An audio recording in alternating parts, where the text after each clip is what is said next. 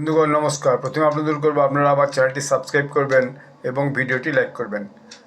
গত পরশু অস্ট্রেলিয়াতে একটা খুবই দুঃখজনক ঘটনা ঘটেছে বলা যায়। দুঃখজনক এই জন্য বলছি যে দেখা গেল যে অস্ট্রেলিয়ার কোনো একটা জায়গাতে যে অস্ট্রেলিয়ার যে পতাকা সেই পতাকা পুড়িয়ে দেওয়া হচ্ছে।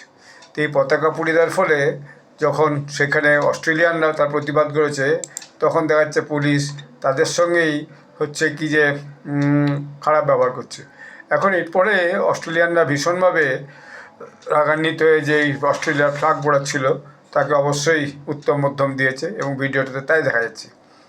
একটা বিষয় দেখা যাচ্ছে যে প্রায় গত এক দশক ধরে অস্ট্রেলিয়াতে যে শ্বেতাঙ্গ মানুষ থাকে তাদের প্রতি একটা ঘৃণা ছড়াচ্ছে। অস্ট্রেলিয়াও আগে হচ্ছে যে অস্ট্রেলিয়ান জনজাতি ছিল ওখানেও, কিন্তু পরবর্তীকালে মূলত ইংল্যান্ড থেকে বহু লোক যে অস্ট্রেলিয়াতে হাজির হয়, ফলে ইংল্যান্ডের যে শ্বেতাঙ্গ মানুষ তার সংখ্যায় বেশি। কিন্তু এই ওখানে যে অন্যান্য যে জাতিগোষ্ঠী আছে তার তুলনায় দেখা যাচ্ছে যে অস্ট্রেলিয়ার শ্বেতাঙ্গদের অধিকার কম। ফলে তারা এখন ঘুরে এরকম যারা কার্যক্রম করছে তাদের প্রতি প্রতিবাদ জানাচ্ছে।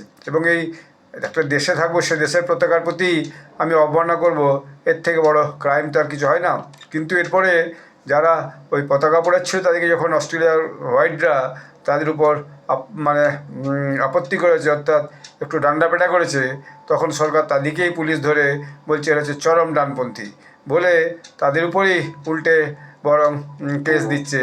এবং যারা হামলাকারী উগ্রপন্থী যারা বলা হচ্ছে তাদেরকে এর জন্য কোনো ব্যবস্থা করছে না। এখন এতে ফলে দেশের মধ্যে একটা জাতিগত বৈষম্য, তো শ্বেতাঙ্গদের সাথে অন্যান্য জাতিদের সঙ্গে একটা জাতিগত বৈষম্য তৈরি করেছে।